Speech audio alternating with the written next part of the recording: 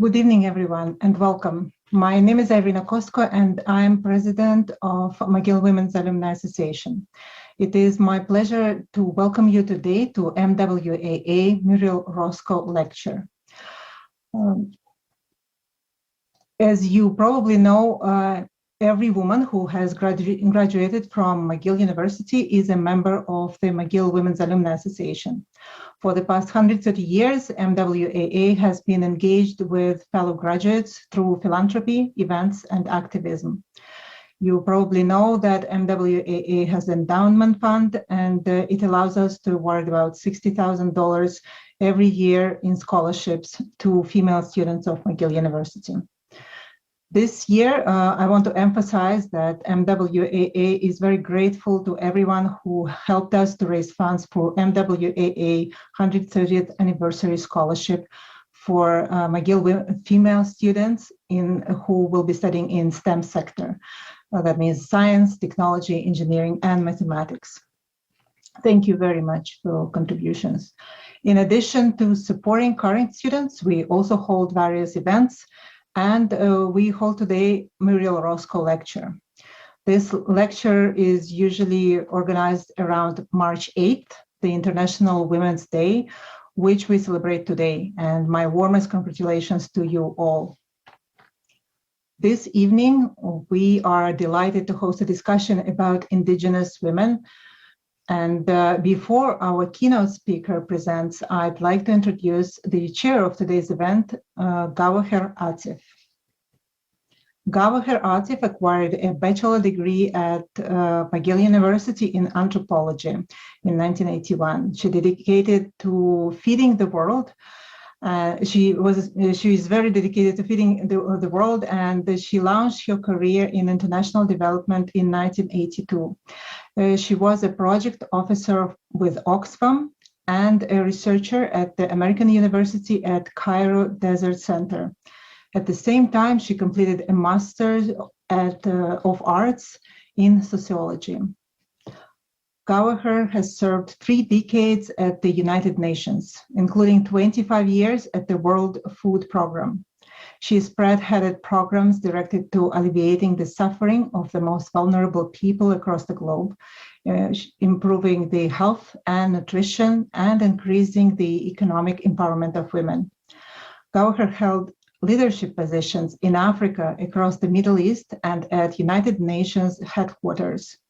She was motivating teams to develop innovative solutions for fighting hunger and poverty. Today, Gawher is a director on our MWAA board and the chair of today's Roscoe Lecture. She will be leading the moderated discussion today.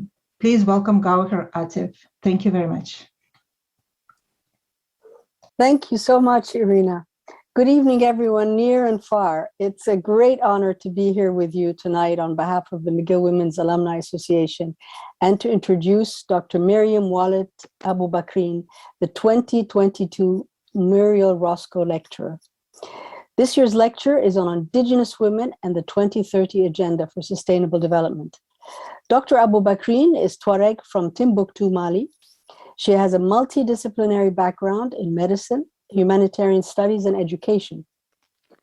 She's a graduate of the Medical School of the Université Mouloud Mameri Tizi Ouzou in Algeria, and has also earned a master's degree in humanitarian action from Université de Genève in Switzerland. In 2022, she completed a Bachelor's of Education at the University of Ottawa. From 2016 to 2018, Dr. Abubakrin chaired the United Nations Permanent Forum on Indigenous Issues, which is an advisory body to the Economic and Social Council of the UN. Currently, Mariam is one of the 6 co-principal researchers of a global research project, Aramat. Dr. Abu Bakrin is a dedicated advocate for Indigenous peoples' rights at the national, regional, and global levels, including in the Sahel, across Africa, and in Canada. She was appointed as member of the UNESCO Global Task Force on Indigenous Languages and is a lead on the International Indigenous Working Group on HIV and AIDS. Her work contributed to the proclamation of the UN International Decade of Indigenous Languages, which ends in 2032. Dr. Abu Bakrin is a board member at Land is Life, a nonprofit organization working globally with Indigenous peoples on issues of biodiversity, conservation, and livelihood. Dr. Abu Bakrin is an honorary board member and plays an advisory role in the Centre International d'Études et de Recherche Autochtones and is consortium at the University for Global Health. She also contributes to the micro-programme de santé internationale of the Faculté de Médecine et des Sciences de la Santé of Sherbrooke University, where she teaches courses on diversity and inclusion with specific focus on Indigenous people's health. Mariam, it's a great honor to have you with us today. The floor is yours. Thank you. Thanks, Gawaher, for the nice introduction. Tarlasam, this is a greeting in my language and special greetings addressed to women. Good evening, bonsoir. I would like first to acknowledge the Algonquin and Anishinaabe territory from which I am joining you this evening, very far from Timbuktu, but close by heart to Timbuktu, my homeland. I'm very honored to sit with you tonight on the International Women's Day and bring you my experience and perspective as an Indigenous woman on sustainable development. Let me first of all thank the chair of the MWAA, Mrs. Gawaher Atif, for the effort and passion she put in this amazing event tonight, but also to all her colleagues, including with the leadership of Mrs. Irina. Thanks to the team who worked hard for make this evening event happens. Your association of women is very inspireful to all the girls and young women. So is the diversity it reflects too. And the focus to STEM this year is just another very, very good achievement and leadership role you are playing, because we need to bring more and more women in the STEM. The girls need models to follow, and you are those models. Thank you, Tanmer, for that. Let me now introduce myself. I was born in Mali, a country in Sahara and Sahel region, from Keltamashak family. So the people named or more known as the Tuareg, but we call ourselves the Keltamashak, meaning those speaking Tamashak language. That time, I had a privilege not only to live in what really means family to my people, like father, mother, sisters and brothers, grandparents, uncles, friends, neighbors, livestock, plants, non-being element, sand, river. I know my last sentence expresses a nostalgia. Why? Because today my family is dislocated. The environment I know is degraded and violated. What led to that? As a legacy of French colonization, our ancestral territory was split between 5 countries.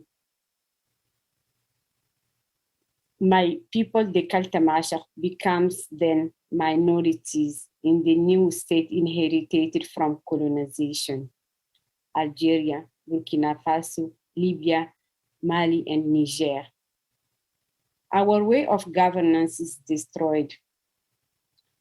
The governance structure also, the optimal, the power is weakened.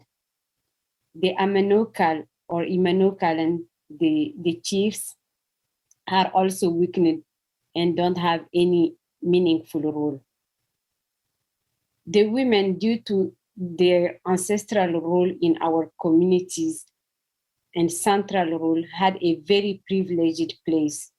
That place is illustrated in our language, Tamasha, through this saying, Tamat Tamankait Namaza. That is an expression used in the Keltamasha society, where the role of women is compared to the poles in a tent. You know, the tent in our life is the traditional habitat. Tamankite, which is the pole, can also be translated in another word in Tamasha, meaning leader. That is to say that women are not only the poles that support our society, the society can stand on, but also the leaders who guide and advise the whole community in the decision making. Today, this privileged role of our women is also threatened. In the first 50 years after French colonization, we had to build and homogenized nations as country, like in the new countries I just mentioned.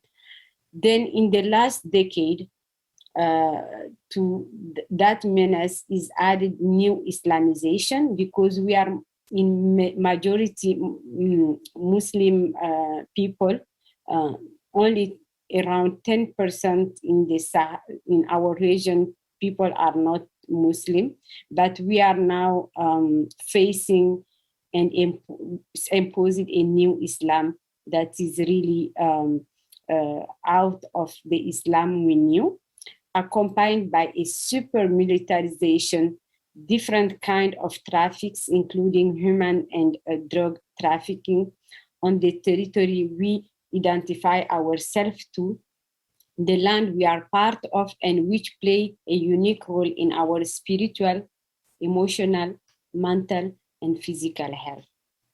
These are some of the stressors that weigh on the family that I described to you above. Unfortunately, the case of my family and my people, the Kaltamasha, is not isolated.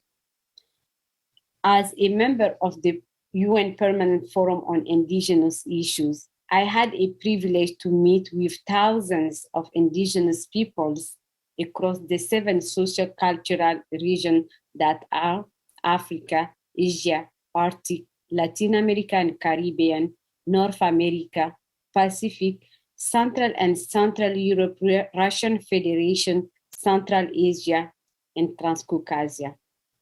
They face also several barriers to exercise their right to self-determination and enjoy the fundamental human rights, like the right to be alive, to health and well-being, and to education, to culture, to continuity. Being close to my Indigenous sisters across the world taught me a lot from them. They are powerful, like the women I met in Bolivia. I visited one community where I just found women. Men went to the farm, but women were there keeping the business of the family working while the men were in the farm. The same, I was inspired by Tuareg women in Kidal, where men went to the conflict because they had to defend their land, but the women was there preventing any stranger people or any people who wanted to harm them in getting into the land. So they were there standing for not only their right as women, but also for the right of their people, of the right of their children, of the right of the elders, of the right of the people who live with disabilities. They are change makers, those women. They are pillars for any development we want to achieve. This is why I wanted our conversation tonight to light and bring some light on this population and to their contribution to sustainable development. Tanimet, thank you so much for having me. Over to you, Mrs. Gawaher. Thank you so much, Dr. Mariam. You're really an inspiration. We're grateful to have you with us. And of course, today, as we all know, is the International Women's Day. And once again, happy International Women's Day to all of you. And even to the men in the audience, we're grateful for your support and being with us every step of the way. At the UN, there was a celebration which I attended virtually. And as some of you might know, the theme of International Women's Day this year is gender equality today for a sustainable tomorrow. Dr. Sima Bahous, the executive director of UN Women, said, and I quote, we need Indigenous women's intergenerational practices and skills to achieve our goals. And Dr. Abu Bakrin, you are an embodiment of these words.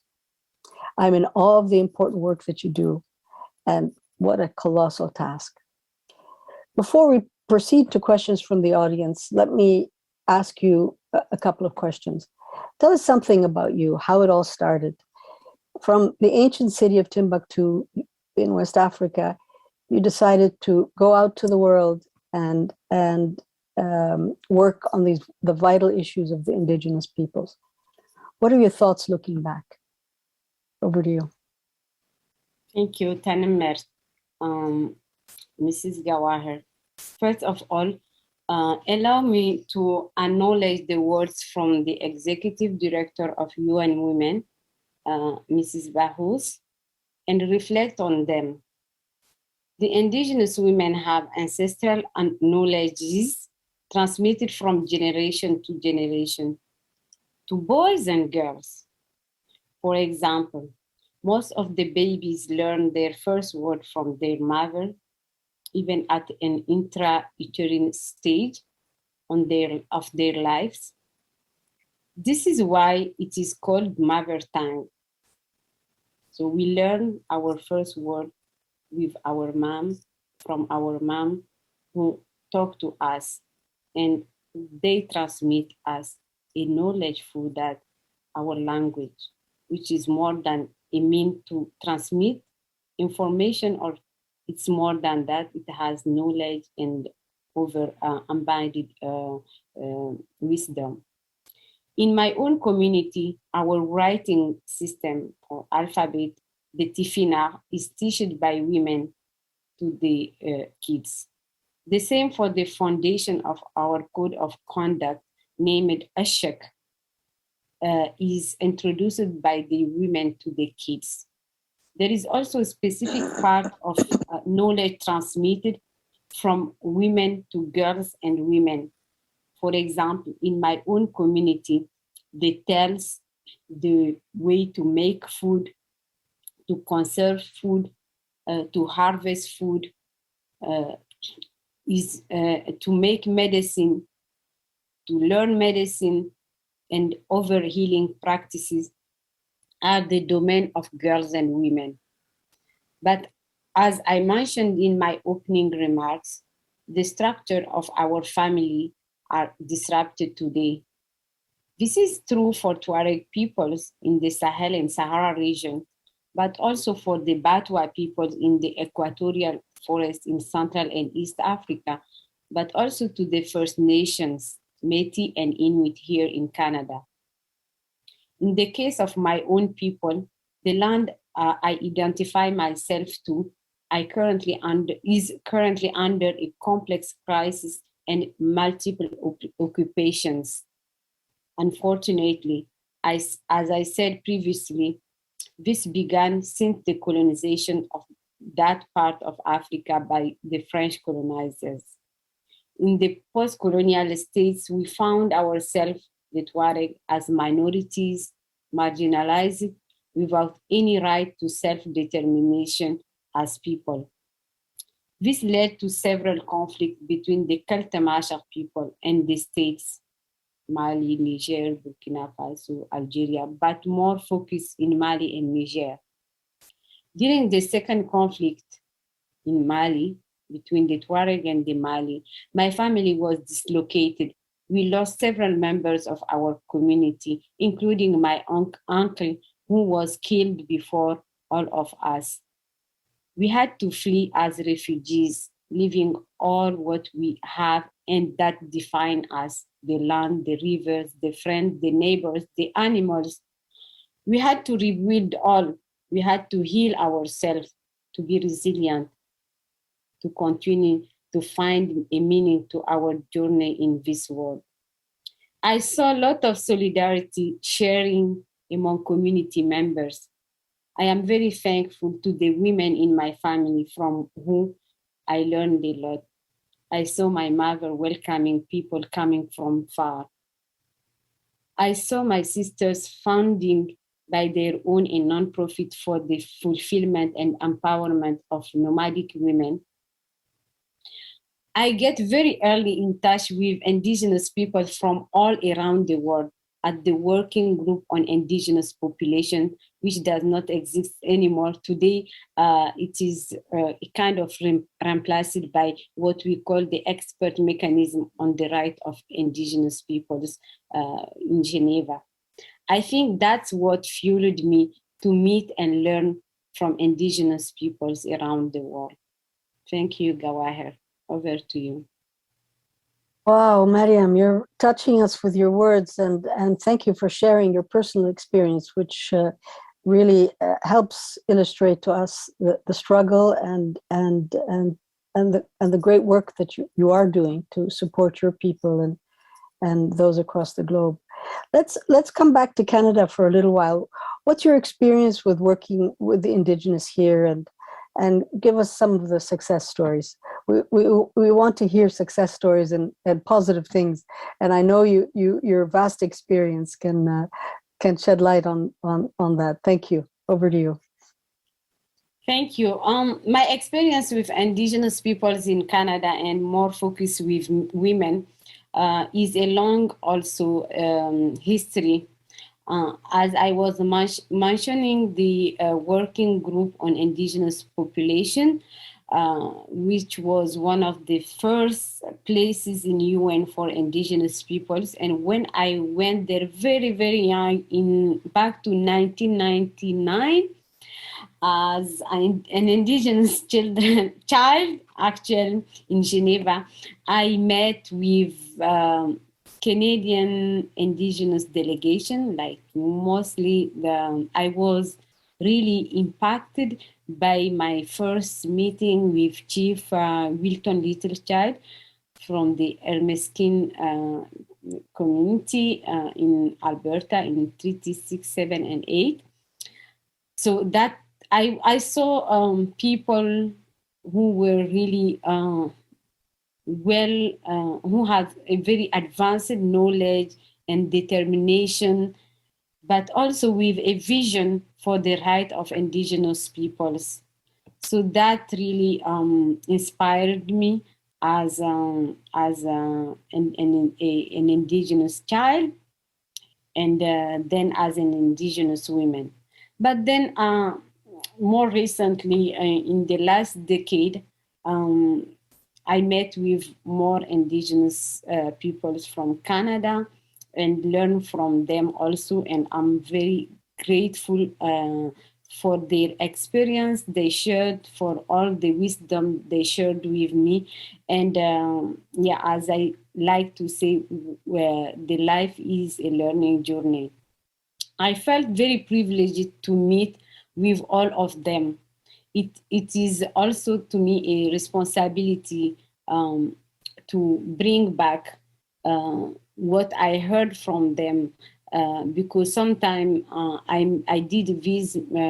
met the people in my capacity of either a member of the Permanent Forum or a chair. So I felt the responsibility to always deliver on what they bring to me as their concerns, and also bring up the solution they were proposing, because they know the solutions to their concerns and issues. In Canada, I worked with several Indigenous women through a research project named Aramat that you introduced while introducing me.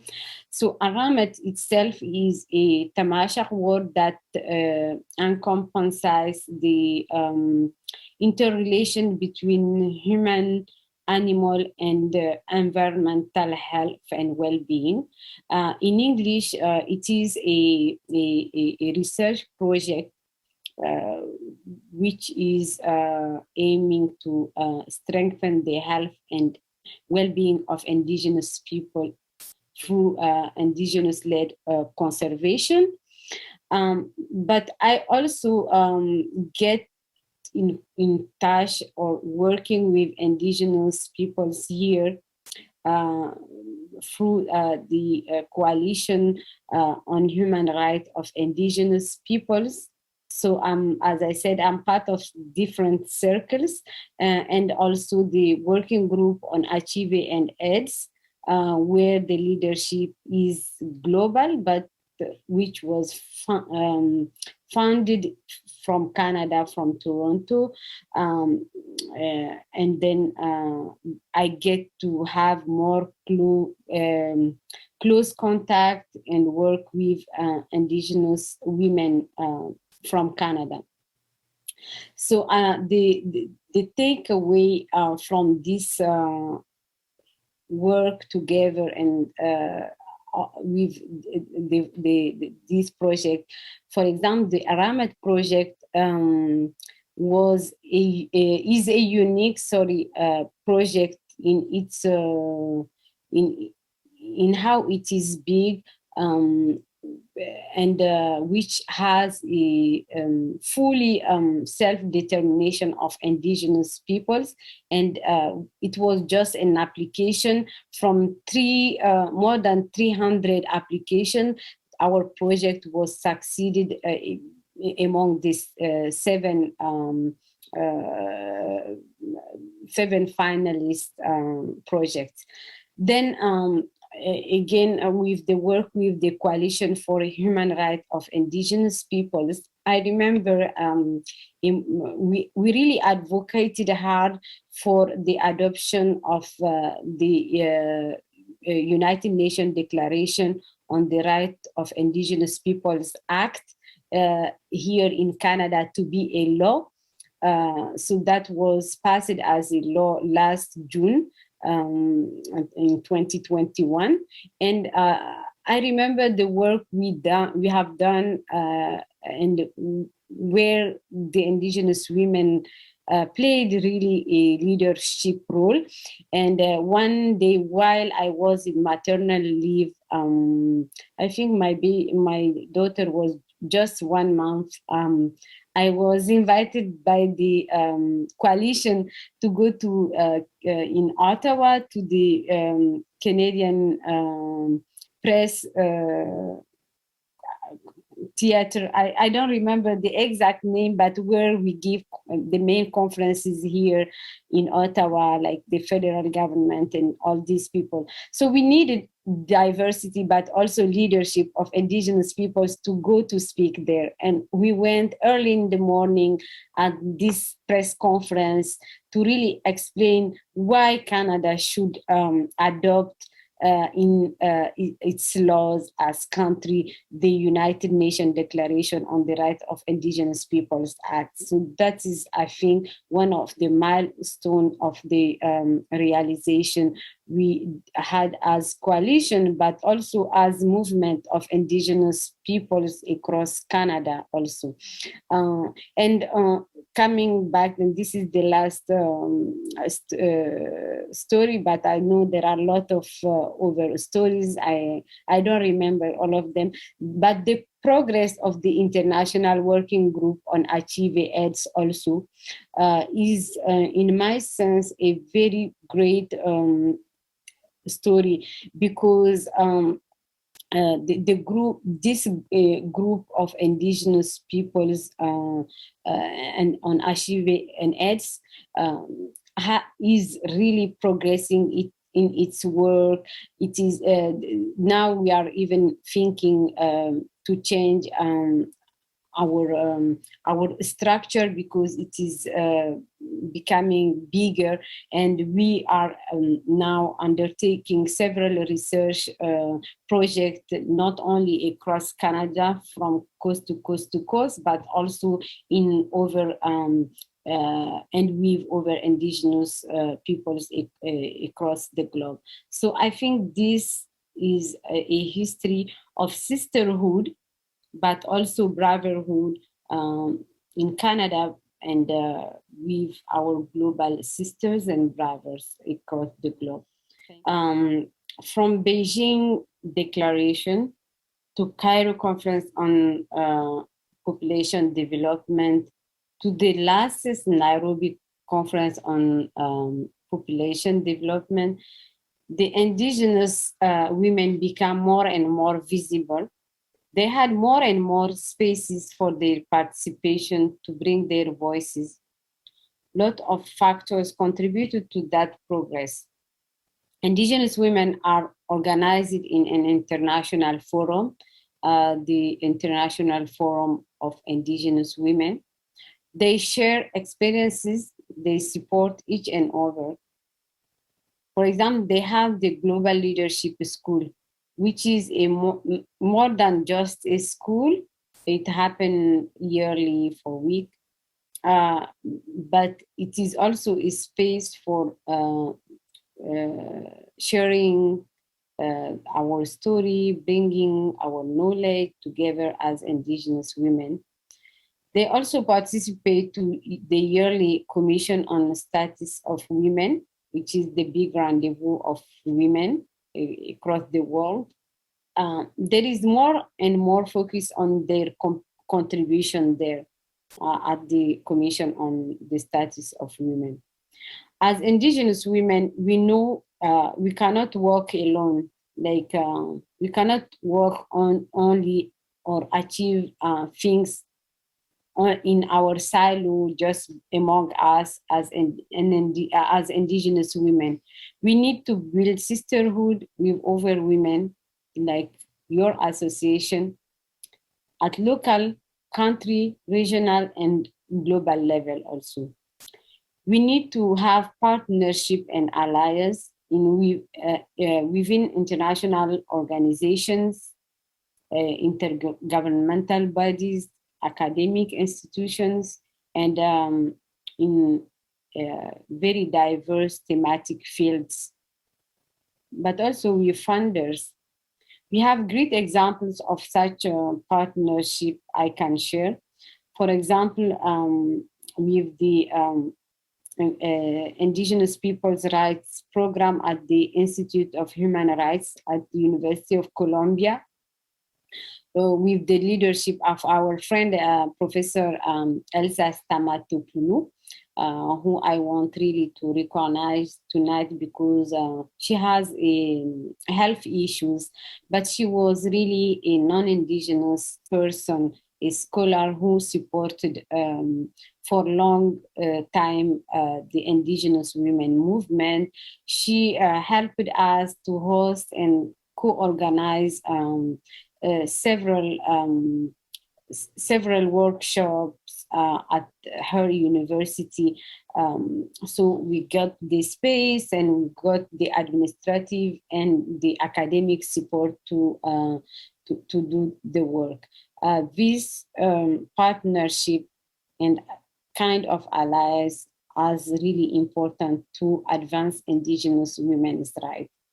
I can also mention the United Nations Fund for Population, the UNFPA, where we have a long history of partnership with Indigenous women.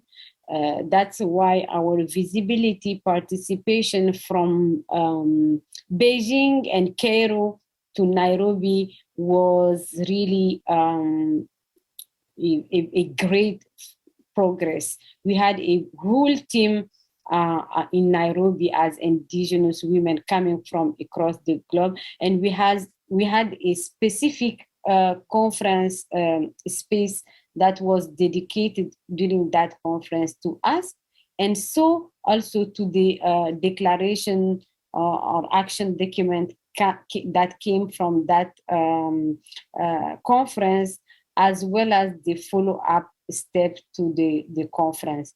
So we were at the all level as equal partners, not as just key population or vulnerable population. The same example also when I think to the World Food Organization, the FAO, thanks to the leadership for the team leader of the Indigenous unit there in FAO, Mr. Yon Fernandez, who also played a huge role in also giving more and more meaningful space to Indigenous women, their knowledge, their voices at UN. So these are just some examples. There are a lot of other examples I can cite as allies, as potential allies, as spaces or people that made a difference to move Indigenous women's rights, but also where we need really to strengthen our work together to make more visible the Indigenous women contribution to the sustainable development, but also to the daily life. Thank you. Let's go back home to Mali and your country of origin, your people, that, if I'm pronouncing this correctly, the Chet Tamashek. And what are the contributions of the Chet Tamashek to sustainable development in Mali and in the region?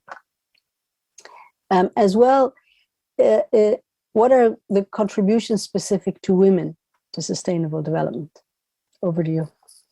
Thank you. Thank you for bringing me back home. I am very nostalgic to my land, to the country, and to my people.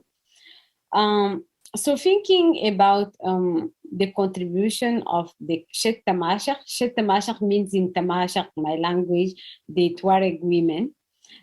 So our contribution is really at all the levels of the sustainable development across the 17 goals. But I will take just 3 examples. And I really prefer to consider the sustainable development goals as interrelated goals in a holistic way, but just for the better understanding here, I will take them one by one, but we'll focus on just 3. If we think education, as I mentioned, the Tuareg women are the ones who teach mostly at the early age of the kids the language. They are the one who teach the writing system. They are also the one who pass on the what we call informal education or cultural education, which is for me education at the same level as the conventional education, because in our land it's not what you learn from the abstract world, from the world that is far from you, that will help you to solve the problems, the issues that you face in your land. So they educate you on the daily life, in your under your tent, in the land. For example, they help you. They are the ones who transmit For example, the code of the conduct I mentioned earlier, AHF. AHF is, or ESHEC, is how you conduct, how you behave, how you get in a relationship with other human beings, but also with the environment, or with animals. And for example, we have the hospitality. The mothers learn us that when you have to open your door for anyone, your tent, because we even don't have doors. But when today we are in, many of us moved from the traditional habitat. So, but in our culture, we are under the tent, and in the day, the tent is open to all the people. So this is also something that our mothers teach us, even if we are in cities or in urban area.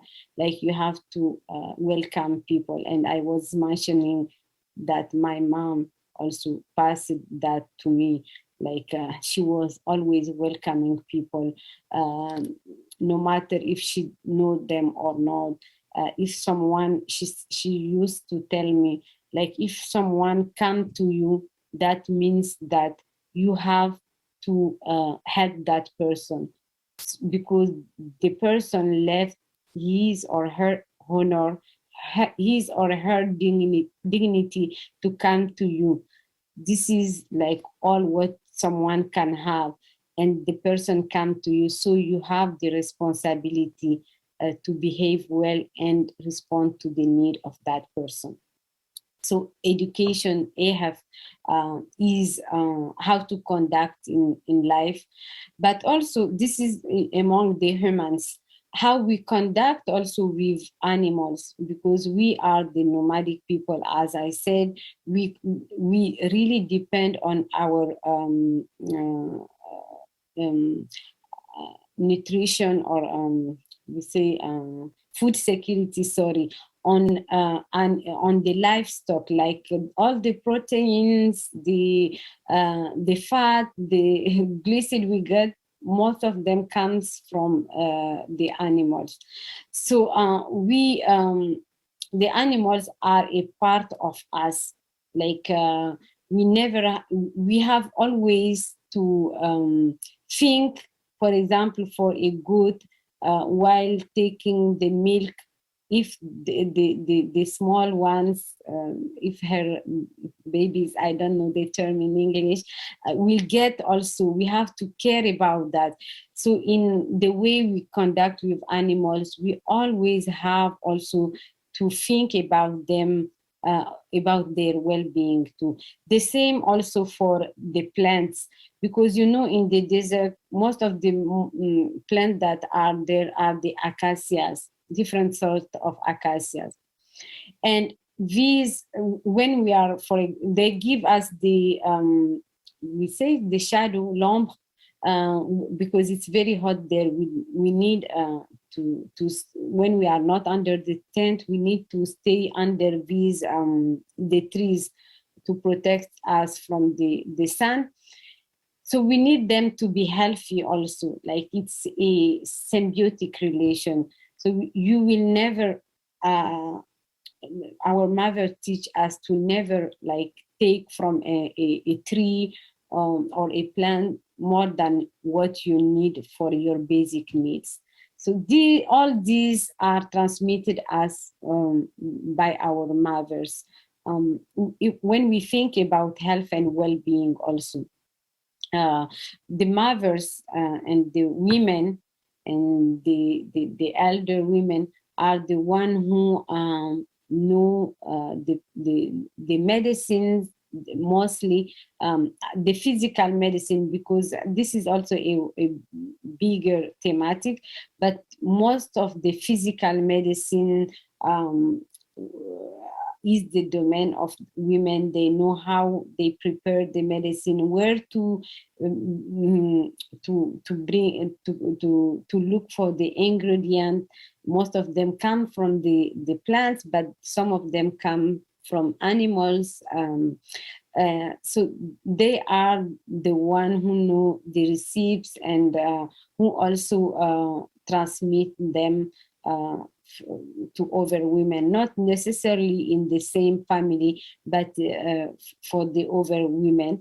And they are also the one who care for the most vulnerable in the family or in the community. For example, when someone is sick, when someone is in a very elderly age, we don't have the homes for elders like here. Our elders, we keep them with us. So all this is mostly done and kept by women. And the last thing I want to touch in, and this is related to the SDG 3 for education, is the SDG 4. But I want to talk about the SDG 16, which is the peace, about the peace building and more resilient societies. There also the women really play a huge role in my community, because we in a very non-explicit way, it's very implicit. We have songs, we sang the peace, we also sang the people who don't behave in a good manner. We also have poems that express or contribute to the peace building. We have also the relation and that we carry with, for example, the neighboring communities to build peace, to keep peace, because this is a very important thematic also for my region in Sahel and Sahara. And women mostly are not meaningfully involved in such processes. That is why it is important to think all the cultural dimensions and elements that are embedded in the community structure while thinking about prevention of conflict or peace building. So these are some of the contribution of the Shetta Mashaq to the sustainable development, but there are more, and in other indigenous nations also I saw a lot of contribution to of indigenous women and peoples to the sustainable development in several ways. Thank you. Thank you so much. This is moving to me as an anthropologist, and I'm sure to many of our members of our audience, to hear about your personal direct family involvement and the influences of the family and the teachings and the beautiful connection between the people and the environment and the animals. It's sounds like an ideal society that we all want to be part of and emulate elsewhere. Here's a question from the audience. What is one thing we can do as individuals to help the movement and women like you? There are a lot of ways. Thank you so much for the question and for the willing to help. I think there are a lot of ways to help indigenous women, depending on the context and where they are and what are their priorities, because the indigenous women and peoples are very, very diverse, depending on where they are. For example, you are on the land of the Kanahaki. Sorry for the mispronunciation. So for sure they have their own priority, but coming back to how, for example, to help the Tuareg women, I think we need more help on the empowerment and education, access to education in our communities. As I said earlier, the education system didn't get to us. We have our traditional education system, but as I said, also the family structure is disrupted. So a lot of girls grow up without their mothers or without the overstructured sisters or grandmother from who they can have a more complete education, traditional education. And to be frank, in our region also, our education is not didn't have a value. Like in the dominant society, it don't have a value. For our own education, you will not be able to get to access to food, to be self-sufficient, because our environment is very degraded. The drought is very advanced there. So we need girls to get to a kind of mixed educational system, but this is not accessible for them. For most of the girls to get to educated in the conventional system, they have to leave their families, and a lot of families, either they do the choice to not send their girls and even boys far from home, or some of them don't even have that possibility to send them far from home for education. So education is really something that is precious, and where we need to a big support, for example, through scholarship or more pressure on our government to put more money there. And become a priority in the development programs. We need also economic empowerment for Indigenous women, because even if I have the better ideas, but I don't have the economic means. For example, I want to educate. I know how. I want to bring to my sisters, Indigenous women here or across the world or back to home in Timbuktu, specific tools or workshop on their rights. I can't, because I don't have the funds for that. So I am a kind of facing a barrier to run what I want because of the economic barriers. So Indigenous women across the globe have a lot of great ideas, but they need economic empowerment. They need to see models in the area of entrepreneurship. They need to get more places where decisions on money are being done and are taken. That's how I think we can get to more economic empowerment. And they need also to be prioritized in the financial decision and support. And again, for that, they need to sit there to have a representation there, so we don't forget them.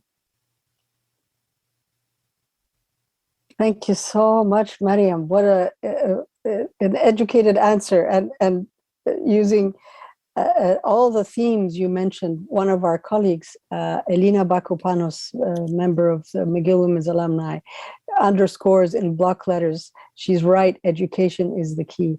That's why many of us are serving on the McGill Women's Alumni Association. Absolutely, I agree totally. From the work I've done internationally, education is key, training is key. The issues you mentioned on entrepreneurship and economic empowerment, absolutely important. What was mentioned today at the International Women's Day event at the UN, access to land, access to resources in order to farm the land. Not only the technical resources and training, but also financial resources, seeds and tools. When you give access to women, you feed a family, and that again touches on the work I've done across the globe. You give food to the woman, and she'll feed the family. Yeah. She'll contribute to the community. Excellent words and inspirational. Thank you.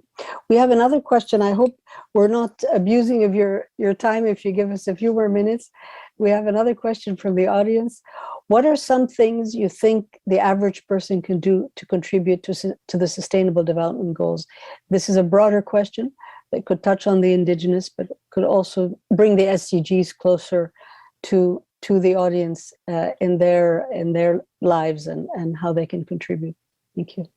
Yeah, that is a great question. And, when I am putting more emphasis on Indigenous peoples, when, for example, in the Aramet project, when we mention this, how to strengthen health and well-being through Indigenous-led conservation, this will not only impact the health and well-being of Indigenous peoples, it is for the sustainable development of all.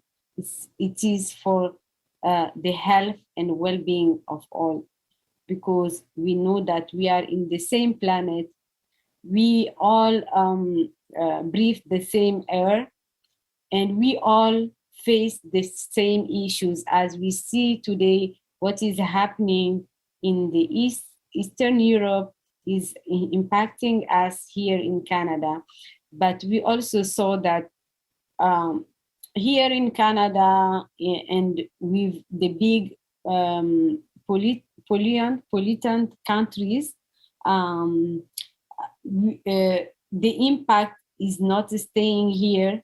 It reached us there in far in the Sahara Desert, where there are people who never saw the oil. They never saw the artificial light which need to burn fuel, who never ran a car, who really lived for millennials with nature, in respecting the nature, considering the nature as part of them, as I express it. So we don't have a choice. Like we have to have that thinking in our daily life as individuals. My behavior being in Montreal can impact someone in Amazon, can impact someone in Himalaya. So we have that responsible thinking that each of us can have by turning light when we don't need, turning off light when we don't need them, by having a sustainable consumption behaviors, by thinking when we are buying our food, prioritizing local, because that means we are using less fuel, and things like that. We have also to think like to make daily choices.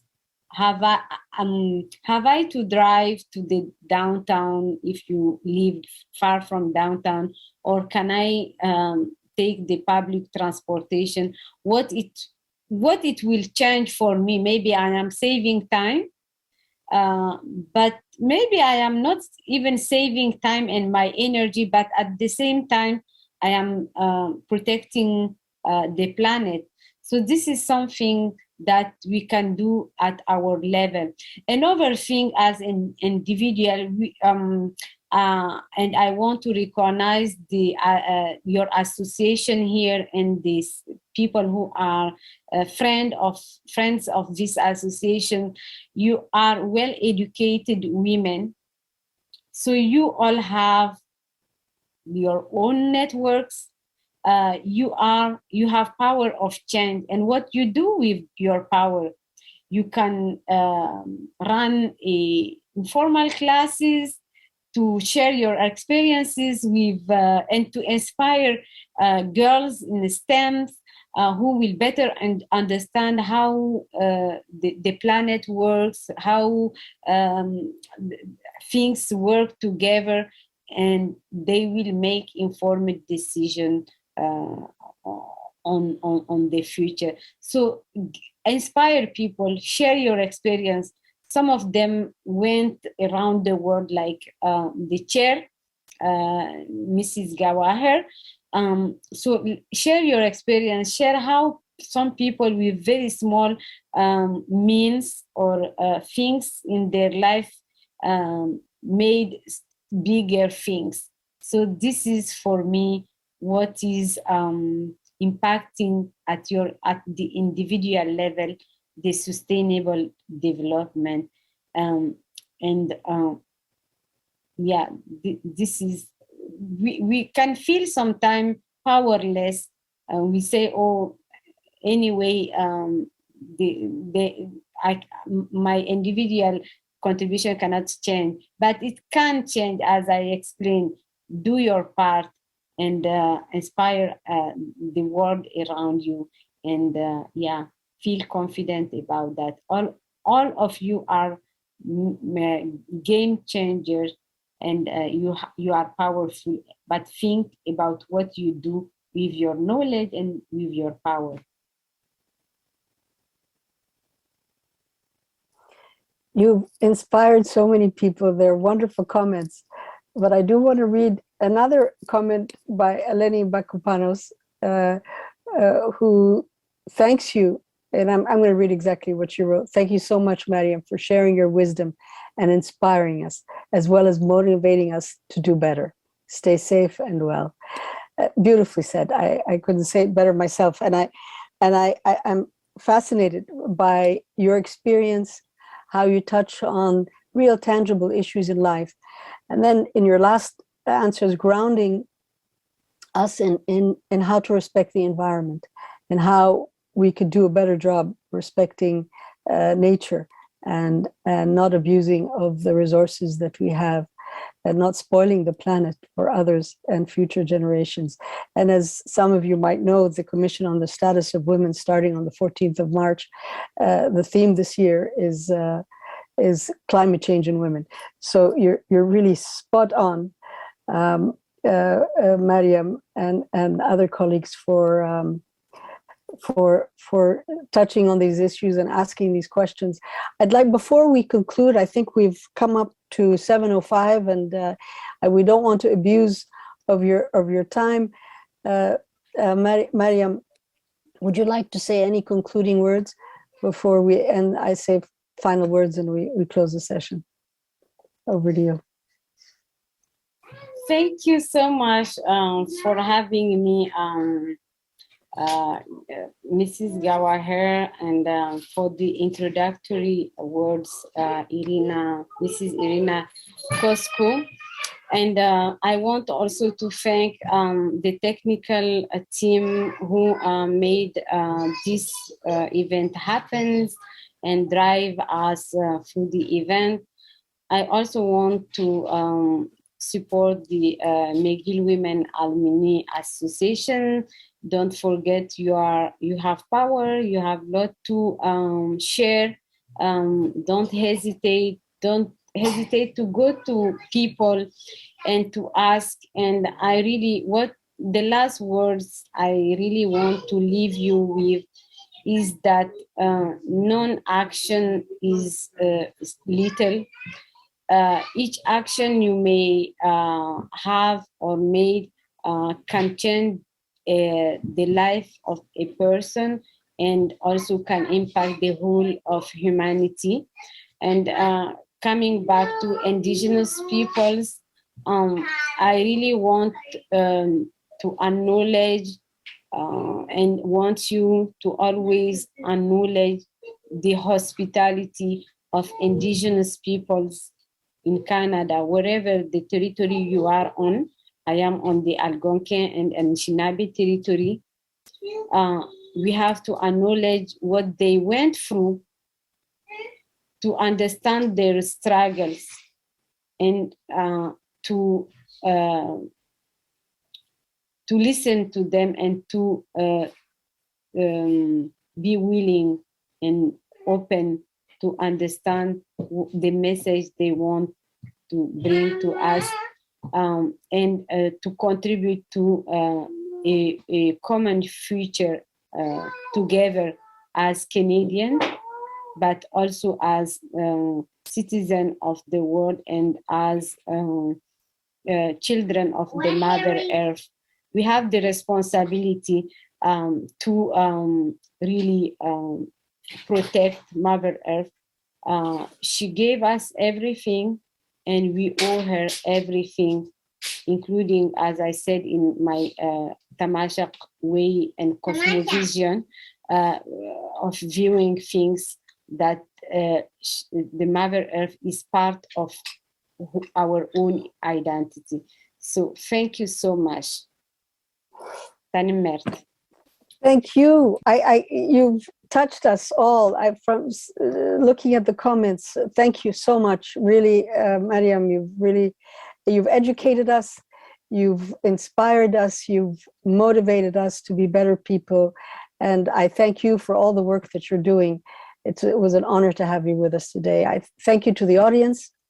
And of course, as you mentioned, the technical team, Jonathan and Irina. Thank you to, Irene, and then to Irina Kosko, our president. Always grateful. Thank you for your leadership.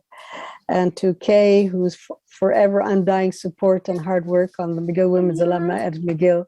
Thank you all. And I wish you a happy International Women's Day, International Women's Month. Wish you all a good night. Stay safe, be healthy, and hope to see you all soon. Thank you again. Thank you for all the women who made the time tonight for coming to the event and listening to me, and also sharing their experiences. Thank you. Bye. Thank you.